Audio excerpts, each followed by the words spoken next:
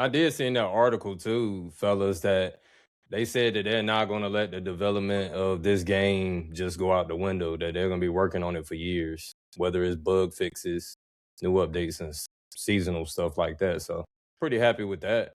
Give us Yeah, some I'm glad to fresh hear it. content. Yeah, actually, just like to piggyback on that, the guy, I think his name is Joe Ziegler, the like the game director for Marathon, because they put out like the duos or whatnot, and so he had responded saying they're taking that away, but it's going to come back in the second season, but also they're going to add something else that they're going to be testing.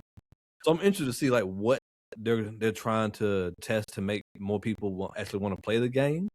But I definitely think like that idea that you said, Stickman, about like a zone that people to get used to the maps. I think that would be a great idea, just for people to shoot their guns for the first time without first time them shooting is like getting into a gunfight with somebody. Though I think that would be a good idea. Map knowledge is so important in a game like this, and and like for example, right? Us, we started off playing perimeter. We played perimeter for a long time, and we still play it every now and then. Whenever we hop on, just like to warm up a little bit, right? But when we first started, like playing perimeter, the thought of going to Dire Marsh was like, oh my God, there's no way I can handle all that PvP, all those, running across the map, running through the swamp, the AIs everywhere. Like, I was like, I'm just not ready for it. Then I got comfortable. Then I started running Dire Marsh. When I'm running Dire Marsh, I think, oh my God, I'm not ready for Outposts. Like it's just too much. It's too much going on. And now we run Outposts pretty much every day. So, I mean, we haven't worked our way up to cryo yet. At least I'll speak for myself. I haven't quite tried cryo yet, like the kind of in-game stage. But I mean, if it's anything like the rest of it, you work yourself up to it and you get comfortable. The important thing is just not giving up before you get to that point, because your game is constantly pushing players out the door before they even really get to taste what it's really like. I mean, that's a problem on the development, and they really need to make something like kind of ease people into it a little bit better. Give more players tools to get better at the game, other than relying on a 10-second encounter that where you might be dead in the first 2 seconds of it. You know what I mean? Mm-hmm.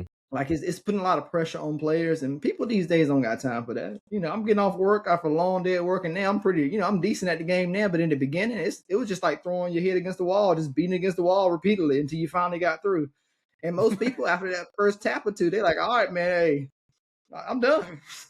I'm stressed out already. I don't need that." So yeah, they gotta find a way to make it more accommodating. But if they do that, though, I really think the game could turn around for the better.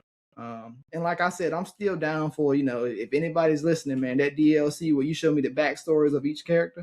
I mean, I wouldn't give you, $40, $50, $60 and nothing like that for it, but you charge me $10 an episode or something, I might get bored one day and say I want to try it out. I mean, and I'm just thinking of, if y'all get that desperate to where you think about closing the game down, do something to keep me invested. And I mean, I wouldn't mind spending a little bit more, because I think the lore of Marathon in and of itself is pretty good. If you sit back and read the codex like some people say they do, and kind of watch a few of the cutscenes, a lot of it makes sense. And it's pretty eerie. I mean, it's kind of got like a dystopian feel. It's kind of like you're on this alien planet, and it's just us versus them type deal. And it's pretty dope.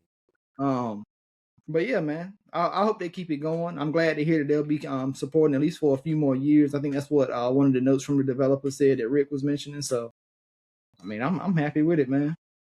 Hey, fellas, look, one more thing I would like to add to that. Marathon is one of the only games, I want to say, in recent time that I played that can get my adrenaline pumping, and stress you out in a good way.